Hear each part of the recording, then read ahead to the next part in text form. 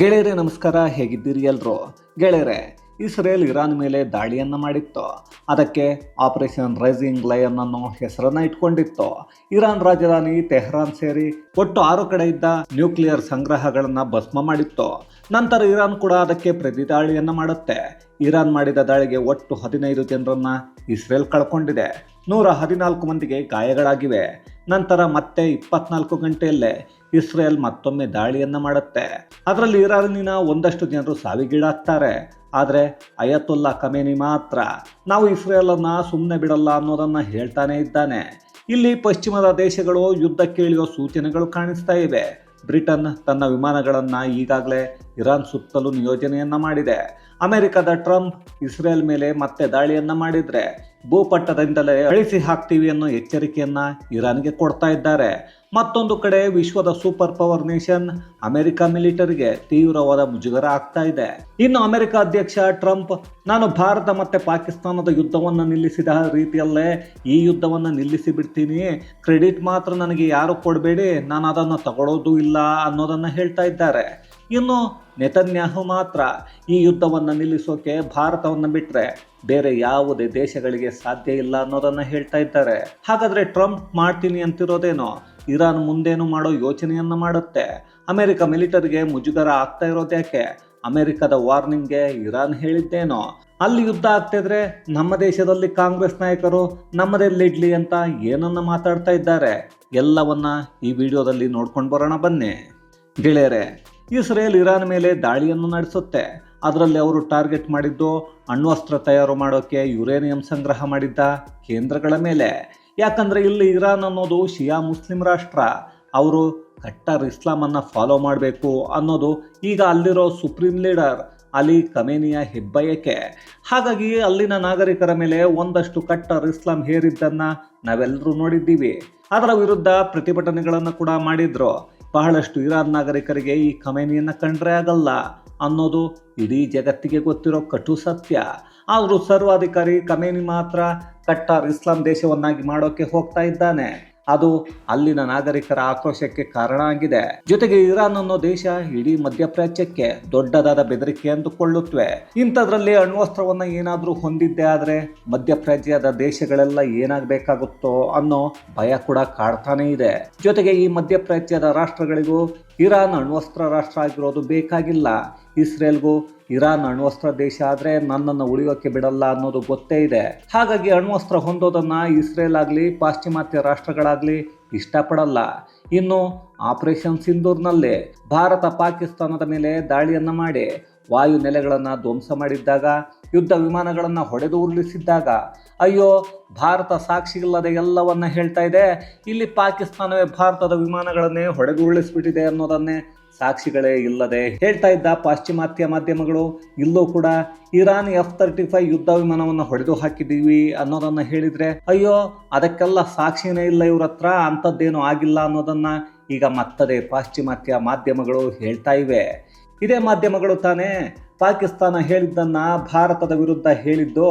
ಅಲ್ಲಿ ಸಾಕ್ಷಿ ಬೇಕಾಗಿರಲಿಲ್ಲ ಅನ್ನೋದಾದ್ರೆ ಇಲ್ಲಿ ಅದ್ಯಾಕ್ರಿ ಸಾಕ್ಷಿ ಬೇಕು? ಅಲ್ಲಿಗೆ ಭಾರತದ ವಿರುದ್ಧ ಪಾಶ್ಚಿಮಾತ್ಯ ರಾಷ್ಟ್ರಗಳ ಅಜೆಂಡಾ ಏನು, ಅಲ್ಲಿನ ಮಾಧ್ಯಮಗಳು ಅದಕ್ಕೆ ಹೇಗೆಲ್ಲ ಸಪೋರ್ಟನ್ನು ಮಾಡುತ್ತೆ ಅನ್ನೋದು ಮತ್ತೊಮ್ಮೆ ಇಡೀ ಜಗತ್ತಿಗೆ ಅವರೇ ಹೇಳಿದ ಹಾಗಾಗ್ತಾ ಇದೆ.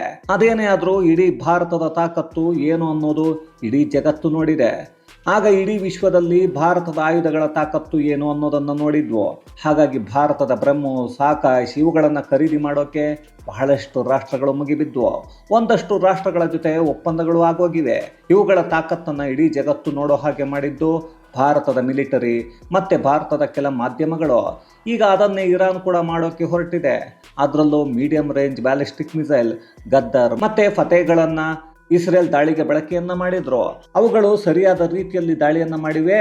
ಜೊತೆಗೆ ಅಕ್ಯುರೆನ್ಸಿ ಕೂಡ ಸರಿಯಾಗಿದೆ. ನಾವು ಟಾರ್ಗೆಟ್ ಮಾಡಿರೋದ್ರ 50 ಮೀಟರ್ ಅಕ್ಕಪಕ್ಕದಲ್ಲೇ ನಮ್ಮ ಮಿಸೈಲ್ಗಳು ಬಿದ್ದಿವೆ. ಇದರಿಂದ ಇಸ್ರೇಲ್ಗೆ ಬಹಳಷ್ಟು ನಷ್ಟ ಆಗಿದೆ. ಇಸ್ರೇಲ್ನ ಡಿಫೆನ್ಸ್ ಸಿಸ್ಟಮ್ ಅನ್ನು ಕೂಡ ನಮ್ಮ ಮಿಸೈಲ್ಗಳು ಭೇದಿಸಿ ಭಾರಿ ನಷ್ಟವನ್ನ ಮಾಡ್ತಾ ಇವೆ ಅನ್ನೋದನ್ನ ಹೇಳಿಕೊಳ್ತಾ ಆ ಮಿಸೈಲ್ಗಳನ್ನು ಜಗತ್ತಿನ ಮುಂದೆ ಮಾರಾಟ ಮಾಡೋಕ್ಕಾದ್ರೂ ಆಗುತ್ತಾ, ಅದರಿಂದ ಒಂದಷ್ಟು ಬಿಸ್ನೆಸ್ ಆದರೂ ಮಾಡಿಕೊಳ್ಳೋಣ ಅನ್ನೋದನ್ನ ಇರಾನ್ ಚಿಂತನೆ ಮಾಡ್ತಾ ಇದೆ. ನಿಜ, ಇರಾನ್ ಈ ಬಾರಿ ಮಾಡಿರೋ ದಾಳಿಗೆ ಇಸ್ರೇಲ್ಗೆ ಹಾನಿಯಾಗಿದೆ. ಅದನ್ನು ಇಸ್ರೇಲ್ ಕೂಡ ಒಪ್ಪಿಕೊಳ್ತಾ ಇದೆ. ಹಾಗಂತ ಇಸ್ರೇಲ್ ಡಿಫೆನ್ಸ್ ಸಿಸ್ಟಮ್ ಫೇಲ್ ಆಯ್ತಾ ಅಂದರೆ ಖಂಡಿತ ಇಲ್ಲ. ಯಾಕಂದರೆ 200 ಮಿಸೈಲ್ಗಳು ಒಟ್ಟೊಟ್ಟಿಗೆ ಬಂದರೆ 7-8 ಮಿಸೈಲ್ಗಳು ಒಳಗೆ ಬಿದ್ದಿವೆ. ಆದರೂ 90%ಗಿಂತ ಹೆಚ್ಚು ಮಿಸೈಲ್ಗಳನ್ನು ಹೊಡೆದು ಹಾಕಿದೆ ಅನ್ನೋದು ಕೂಡ ಸತ್ಯ. ಈ ಬಾರಿ ಸರಿಯಾದ ಪ್ಲಾನುಗಳನ್ನು ಮಾಡಿ ಇರಾನ್ ದಾಳಿಯನ್ನು ಮಾಡಿರೋದು ಅವರ ಮಿಸೈಲ್ಗಳು ಬಲಿಷ್ಠವಾಗಿವೆ ಅನ್ನೋದನ್ನು ತೋರಿಸ್ತಾ ಇದೆ ಅಷ್ಟೇ. ಹಾಗಂತ ಇರಾನ್ ಬಳಿ ಯಾರಾದರೂ ಖರೀದಿ ಮಾಡೋ ಚಿಂತನೆಯನ್ನು ಮಾಡ್ತಾರಾ ಅಂದರೆ ಮಾಡಬಹುದು. ಒಂದಷ್ಟು ಮುಸಲ್ಮಾನ ರಾಷ್ಟ್ರಗಳು ಇಂಥ ಯೋಚನೆಯನ್ನು ಮಾಡಬಹುದು. ಅದನ್ನು ಬಿಟ್ಟರೆ ಬೇರೆ ಯಾವುದೇ ಪಾಶ್ಚಿಮಾತ್ಯ ದೇಶಗಳಾಗಲಿ ಬೇರೆ ರಾಷ್ಟ್ರಗಳು ಮಾಡುತ್ತವೆ ಅನ್ನೋ ಯೋಚನೆಯನ್ನು ನಾವು ಮಾಡೋ ಹಾಗಿಲ್ಲ. ಇನ್ನು ಮೊನ್ನೆ ದಾಳಿಯ ನಂತರ ಅದ್ಯಾಕೋ ಟ್ರಂಪ್ ರೊಚ್ಚಿಗೆದ್ದು ಇನ್ನೊಂದು ಸಲ ಇರಾನ್ ಇಸ್ರಾಯೇಲ್ ಮೇಲೆ ದಾಳಿಯನ್ನು ಮಾಡಿದರೆ ನಾವು ಸುಮ್ಮನೆ ಇರಲ್ಲ, ಇರಾನ್ ಅನ್ನೋದನ್ನೇ ಭೂಪಟದಿಂದ ಅಳಿಸಿ ಹಾಕ್ತೀವಿ ಅನ್ನೋದನ್ನು ಮಾತಾಡ್ತಾ ಇದ್ದಾರೆ.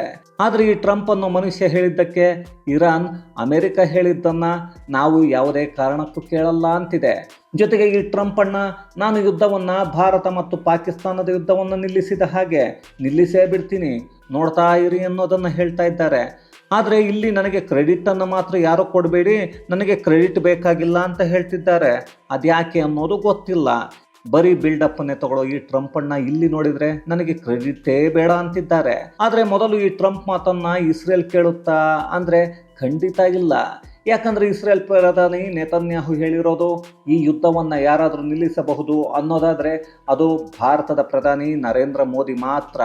ಅವರನ್ನು ಬಿಟ್ಟು ಜಗತ್ತಿನ ಯಾವುದೇ ನಾಯಕನಿಗೂ ಆ ತಾಕತ್ತು ಇಲ್ಲ ಅನ್ನೋದನ್ನು ಹೇಳ್ತಾ ಇದ್ದಾರೆ.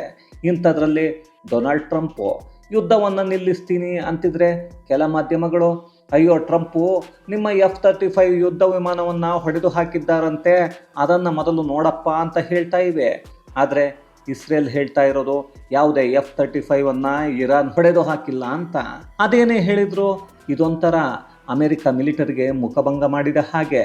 ಇನ್ನು ಇದೆಲ್ಲದರ ಮಧ್ಯೆ ಬ್ರಿಟನ್ನಿನ ಯುದ್ಧ ವಿಮಾನಗಳು ಈಗಾಗಲೇ ಇರಾನ್ನ ಸುತ್ತಲೂ ಬಂದು ನಿಂತ್ಕೊಂಡಿವೆ. ಆದರೆ ಬ್ರಿಟನ್ ಹೇಳಿಕೊಳ್ತಾ ಇರೋದು ಅಯ್ಯೋ ನಾವು ಮಧ್ಯಪ್ರಾಚ್ಯದಲ್ಲಿರೋ ಒಂದಷ್ಟು ನಮ್ಮ ನೆಲೆಗಳಿಗೆ ಸೆಕ್ಯೂರಿಟಿಯನ್ನು ಕೊಡ್ತಾ ಇದ್ದೀವಿ ಅಷ್ಟೇ, ಅದನ್ನು ಬಿಟ್ಟು ನಮಗೆ ಬೇರೆ ಯಾವ ಉದ್ದೇಶನೂ ಇಲ್ಲ ಅನ್ನೋದನ್ನು ಹೇಳ್ತಾ ಇವೆ. ಆದರೂ ಇದನ್ನು ಇರಾನ್ ಒಪ್ಪಿಕೊಳ್ಳೋಕೆ ಸಿದ್ಧ ಇಲ್ಲ. ಈಗ ನೆತನ್ಯಾಹು ಮಾತ್ರ ಇರಾನ್ ಅನ್ನೋದನ್ನು ಭೂಪಟದಿಂದ ಅಳಿಸಿ ಹಾಕ್ತೀವಿ ಅನ್ನೋದನ್ನು ಹೇಳ್ತಾ ಇದ್ದಾರೆ. ಈಗಾಗಲೇ 6 ಸೇನಾ ಮುಖ್ಯಸ್ಥರನ್ನು ಇರಾನ್ ಕಳೆದುಕೊಂಡಿದೆ. ಹೀಗಿದ್ದಾಗ ಮುಂದೆ ಏನನ್ನು ಮಾಡುತ್ತೆ ಅನ್ನೋದು ಯಾರಿಗೂ ಗೊತ್ತಿಲ್ಲ. ಆದರೂ ಇದೆಲ್ಲವನ್ನು ನೋಡ್ತಾ ಇದ್ರೆ ಕೆಲವರು ಇಸ್ರೇಲ್ ಈ ಬಾರಿ ಅಣ್ವಸ್ತ್ರ ದಾಳಿಯನ್ನು ಮಾಡಿಬಿಡುತ್ತೆ ಅನ್ನೋದನ್ನು ಹೇಳ್ತಾ ಇದ್ದಾರೆ. ಅದ್ಯಾರು ಏನೇ ಹೇಳಿದ್ರು ಈ ಇಸ್ಲಾಂ ಐಡಿಯಾಲಜಿ ಇರೋ ಖಮೇನಿಯನ್ನು ಟಾರ್ಗೆಟ್ ಮಾಡಿದೆ ಇಸ್ರೇಲ್ ಅನ್ನೋದು ಎಲ್ಲರಿಗೂ ಗೊತ್ತೇ ಇದೆ. ಅಲ್ಲಿ ಖಮೇನಿಯನ್ನು ಅಂತ್ಯಗೊಳಿಸಿ ಆ ಜಾಗಕ್ಕೆ ಇಸ್ಲಾಂ ಐಡಿಯಾಲಜಿ ಇಲ್ಲದ ವ್ಯಕ್ತಿಯನ್ನು ಕೂರಿಸೋ ಚಿಂತನೆಯನ್ನು ಮಾಡಿಕೊಂಡಿದೆ ಇಸ್ರೇಲ್ ಮತ್ತು ಮಿತ್ರ ರಾಷ್ಟ್ರಗಳು. ಇಲ್ಲಿ ನೆತನ್ಯಾಹು ಇರಾನ್ ಮೇಲೆ ಮಾಡಿರೋ ದಾಳಿಗೆ ಇರಾನ್ ಪ್ರಜೆಗಳೇ ಈಗ ಥ್ಯಾಂಕ್ ಯು ನೆತನ್ಯಾಹು ಅಂಕಲ್ ಅಂತಿದ್ದಾರೆ. ಈ ಪೋಸ್ಟ್ಗಳು ಈಗಾಗಲೇ ಸೋಷಿಯಲ್ ಮೀಡಿಯಾದಲ್ಲಿ ಹರಿದಾಡ್ತಾ ಇವೆ. ಇದೇನು ತನ್ನದೇ ದೇಶದ ಮೇಲೆ ದಾಳಿಯನ್ನು ಮಾಡಿದ್ರು, ಥ್ಯಾಂಕ್ಸ್ ಯಾಕೆ ಹೇಳ್ತಾ ಇದ್ದಾರೆ ಇವರು ಅಂತ ನಿಮಗೆಲ್ಲ ಅನ್ನಿಸಬಹುದು. ಅಲ್ಲಿರೋ ಖಮೇನಿಯನ್ನು ಕಟ್ಟರ್ ಇಸ್ಲಾಂ ಐಡಿಯಾಲಜಿ ಬಹುತೇಕ ಇರಾನ್ ಜನರಿಗೆ ಬೇಕಾಗಿಲ್ಲ. ಅದರ ವಿರುದ್ಧ ಈಗಾಗಲೇ ಬಹಳಷ್ಟು ಪ್ರತಿಭಟನೆಗಳು ನಡೆದಿವೆ. ಅದರಲ್ಲಿ ಒಂದಷ್ಟು ಜನರ ತಲೆಯನ್ನು ಕೂಡ ಇದೇ ಸರ್ವಾಧಿಕಾರಿ ಅಯಾತುಲ್ಲಾ ಖಮೇನಿ ತೆಗೆಸಿದ್ದಾನೆ. ಹಾಗಾಗಿ ಈತನ ಆಡಳಿತ ಇರಬಾರ್ದು ಅನ್ನೋದು ಅಲ್ಲಿನ ಬಹಳಷ್ಟು ಜನರ ಆಶಯ. ಅದರಲ್ಲೂ ಇಸ್ರೇಲ್ ಈಗಾಗಲೇ 1.5 ವರ್ಷದಿಂದ ಯುದ್ಧವನ್ನು ಮಾಡ್ತಾ ಇದೆ. ಹೀಗಿದ್ರು ಮೊದಲ ದಾಳಿಯಲ್ಲೇ ಇರಾನ್ಗೆ ಎಷ್ಟು ಹಾನಿಯನ್ನು ಮಾಡಿದ್ರು, ಎಷ್ಟು ಅಕ್ಯುರೇಟ್ ಆಗಿ ಹೊಡೆದಿದ್ದಾರೆ, ಥ್ಯಾಂಕ್ ಯು ನೆತನ್ಯಾಹು ಅನ್ನೋದನ್ನ ಇರಾನ್ ಜನರೇ ಹೇಳ್ತಾ ಇದ್ದಾರೆ. ಈ ಯುದ್ಧವನ್ನು ಆದಷ್ಟು ಮಾತುಕತೆಗಳನ್ನು ಮಾಡಿ ಮುಗಿಸಿಕೊಳ್ಳಿ, ನಾವು ಈ ಯುದ್ಧದಲ್ಲಿ ಯಾರ ಪರವೂ ಇಲ್ಲ ಯಾರ ವಿರುದ್ಧವೂ ಇಲ್ಲ ಅನ್ನೋದನ್ನು ಭಾರತ ಸ್ಪಷ್ಟಪಡಿಸಿದೆ. ಈಗ ನೋಡಿದರೆ ನಮ್ದೆಲ್ಲಿಡೋದು ಅಂತ ಕಾಂಗ್ರೆಸ್ ನಾನು ಹೀರೋ ಅನ್ನೋ ಥರ ಬಂದು ಎಂಟ್ರಿ ಆಗ್ತಾ ಇದೆ. ಅದರಲ್ಲೂ ಕಾಂಗ್ರೆಸ್ನ ಕಿತ್ತು ಹೋದ ನಾಯಕ ಒಬ್ಬ, ಅವನೇನಂಥದ್ದು ಜೈರಾಮ್ ರಮೇಶ್ ಅಂತೆ. ಭಾರತ ಸರಿಯಾದ ನಿಲುವನ್ನು ತಗೋಬೇಕು, ಈಗ ತಗೊಂಡಿರೋ ನಿಲುವು ಸರಿ ಇಲ್ಲ, ನಾವು ಎರಡೂ ಕಡೆಗೂ ಇಲ್ಲ ಅಂದರೆ ಹೇಗೆ, ಮೊದಲು ದಾಳಿ ಮಾಡಿದವರದ್ದು ತಪ್ಪು ಅನ್ನೋದನ್ನು ಹೇಳಬೇಕು ಅಂತಿದ್ದಾರೆ. ಅಯ್ಯೋ ಈ ಬಡ್ಡಿ ಮಕ್ಕಳದು ಒಂಥರ ಕರ್ಮ ರೀ. ನಮ್ಮ ದೇಶದ ಒಳಗೆ ಅದೇ ಆಪರೇಷನ್ ಸಿಂಧೂರ ಆದಾಗ ಇವರೆಲ್ಲ ಅದ್ಯಾವ ಬಿಲವನ್ನು ಸೇರ್ಕೊಂಡಿದ್ರೋ ಗೊತ್ತಿಲ್ಲ. ಆಗ ಪಾಕಿಸ್ತಾನ ಮಾಡಿದ್ದು ಸರಿ ಇಲ್ಲ ಅನ್ನೋದನ್ನು ಯಾವ ಬಡ್ಡಿ ಮಗನೂ ಬಂದು ಹೇಳಲೇ ಇಲ್ಲ. ಈಗ ಬೇರೆ ಯಾವುದೋ 2 ದೇಶಗಳು ಯುದ್ಧ ಮಾಡ್ತಾ ಇವೆ, ಅಲ್ಲಿ ಇಸ್ರೇಲ್ ದಾಳಿ ಮಾಡಿದೆ, ಅದನ್ನು ಸರಿ ಇಲ್ಲ ಅನ್ನೋದನ್ನು ಹೇಳಿ ಅಂತಿದ್ದಾರೆ. ಅಲ್ಲೂ ಇವರದ್ದು ಮತ್ತದೇ ರಾಜಕೀಯ ಲೆಕ್ಕಾಚಾರ. ಇರಾನ್ ಒಂದು ಇಸ್ಲಾಂ ರಾಷ್ಟ್ರ, ಅವರ ಪರವಾಗಿ ಮಾತನಾಡಿದರೆ ನಮ್ಮ ದೇಶದಲ್ಲಿರೋ ಮುಸಲ್ಮಾನರು ಖುಷಿಯಾಗಿ ನಮಗೆ ಮತವನ್ನು ಹಾಕ್ತಾರೆ ಅನ್ನೋ ಕಿತ್ತು ಹೋದ ಯೋಚನೆ. ಆದರೂ ಈ ಕಾಂಗ್ರೆಸ್ಸಿಗರು ಒಂದು ವಿಚಾರವನ್ನು ಇಸ್ರೇಲ್ ನೋಡಿ ಕಲೀಲೇಬೇಕು. ಅದೇನೆಂದರೆ, ಇಸ್ರೇಲ್ ಮಾಜಿ ಪ್ರಧಾನಿ ನಫ್ತಾಲಿ ಬೆನೆಟ್ ಈಗ ನೆತನ್ಯಾಹು ಇರಾನ್ ಮೇಲೆ ಮಾಡಿರೋ ದಾಳಿ ಸರಿಯಾಗಿದೆ ಅನ್ನೋ ಸಮರ್ಥನೆಯನ್ನು ಮಾಡಿಕೊಳ್ತಾ ಇದ್ದಾರೆ. ನಮ್ಮ ಸೇನೆ ಯಾವುದೇ ಕಾರಣಕ್ಕೂ ಹಿಂದೆ ಸರಿಯಲ್ಲ, ಎಲ್ಲವನ್ನ ಮುಕ್ತಾಯ ಮಾಡಿ ಬರುತ್ತೆ ಅನ್ನೋದನ್ನು ಹೇಳ್ತಾ ಇದ್ದಾರೆ. ಇವರು ಈಗ ವಿಪಕ್ಷದ ನಾಯಕ. ಆದರೆ ಇವರು ಮಾತಾಡ್ತಾ ಇರೋದು ಮಾತ್ರ ನಮ್ಮ ದೇಶ ಮೊದಲು, ಆಮೇಲೆ ರಾಜಕೀಯ ಅನ್ನೋದನ್ನು ಹೇಳ್ತಾ ಇದ್ದಾರೆ. ಆದರೆ ನಮ್ಮ ದೇಶದಲ್ಲಿ ಕಕ್ಕಸು ಕಾಂಗ್ರೆಸ್ನ ವಿಪಕ್ಷ ನಾಯಕ ಇದ್ದಾರೆ. ಅವರ ಹೆಸರು ದಿ ಗ್ರೇಟ್ ರಾಹುಲ್ ನಕಲಿ ಗಾಂಧಿ ಅಂತ. ಆ ಮನುಷ್ಯ ಪಾಕಿಸ್ತಾನದ ವಿರುದ್ಧ ಆಪರೇಷನ್ ಸಿಂಧೂರ ಮಾಡಿದಾಗ ಅದಕ್ಕೆ ಸಾಕ್ಷಿಗಳನ್ನು ಕೊಡಿ, ನಮ್ಮ ಸೇನೆ ಹೊಡೆದಿರೋದಕ್ಕೆ ಗ್ಯಾರಂಟಿ ಏನು ಅನ್ನೋದನ್ನು ಕೇಳ್ತಾನೆ. ಲೆಕ್ಕವನ್ನು ಕೊಡಿ, ಲೆಕ್ಕ ಇಲ್ಲದೆ ನಾನು ಒಪ್ಪಿಕೊಳ್ಳಲ್ಲ ಅಂತ ಹೇಳ್ತಾನೆ. ಇವನು ಬೇರೆ ದೇಶಗಳಿಗೆ ಹೋದರೆ ಭಾರತದ ವಿರುದ್ಧ ಮಾತಾಡ್ತಾನೆ. ಆದರೆ ಇಸ್ರೇಲ್ನಲ್ಲಿ ರಾಜಕೀಯ ಮೊದಲಲ್ಲ, ದೇಶ ಮೊದಲು ಅನ್ನೋದನ್ನು ಒಬ್ಬ ವಿಪಕ್ಷ ನಾಯಕ ಹೇಳ್ತಾ ಇದ್ದಾರೆ. ಅಂದರೆ ಯೋಚನೆಯನ್ನು ಮಾಡ್ರಿ, ದೇಶ ಪ್ರೇಮ ಅನ್ನೋದು ಹೇಗಿದೆ ಅಂತ. ಅದನ್ನಾದರೂ ಈ ರಾಹುಲ್ಲ ನೋಡಿ ಕಲಿಯೋಕ್ಕೆ ಆಗುತ್ತಾ? ಅಂಥ ತಾಕತ್ತು, ಅಂತಹ ಮನಸ್ಥಿತಿ ರಾಹುಲ್ಗೆ ಇದೆಯಾ ಅಂದರೆ ಖಂಡಿತ ಇಲ್ಲ. ಅದೇನೇ ಆದರೂ ಅಂಗೈಯಷ್ಟಗಲ ಇರೋ ಒಂದು ದೇಶ, ಕೇವಲ 90 ಲಕ್ಷ ಜನಸಂಖ್ಯೆಯನ್ನು ಹೊಂದಿರೋ ದೇಶ 3 ಕಡೆ ಒಂದೇ ಬಾರಿ ಯುದ್ಧವನ್ನು ಮಾಡ್ತಾ ಇದೆ ಅಂದರೆ, ಹೋರಾಟವನ್ನು ಮಾಡ್ತಾ ಇದೆ ಅಂದರೆ ಅದು ದೊಡ್ಡ ವಿಷಯ. ಯಾಕಂದರೆ ಈ ಪುಟ್ಟ ದೇಶವನ್ನು ನೋಡಿ ಇಡೀ ಜಗತ್ತು ಕಲಿಯೋದು ಬಹಳಷ್ಟು ಇದೆ.